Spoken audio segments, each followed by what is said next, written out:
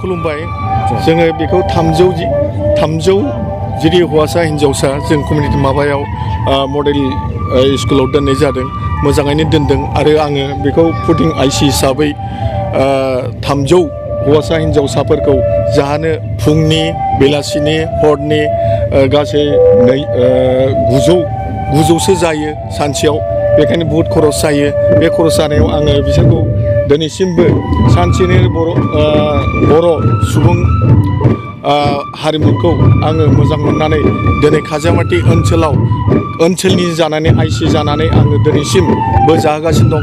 नाथाय दुखुनांथावदि दिनै आं बे बाजेटनि थाखाय जेबो मिथियाब्लाबो आं दिनैसिम आइसि जानानै गावनि बेक्तिगत थाखाबाबो एसेबाबो बेदर दाउदै ना एसे आं जाहोगासिनो दङ।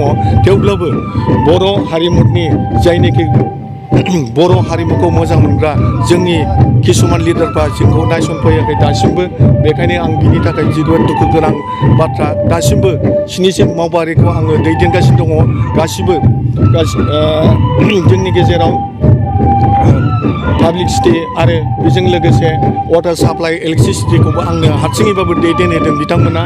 आङो खाजियामाटि ओनसोलनि जानानै सासे आइसि जानानै आङो आंनि आइसि लोगोफोरखौ लोगो लानानै गासिबो दा मावबादिनि थानाय हौवासा हिन्जावफोरखौ मोजाङैनो आं दैदेनगासिनो दङ।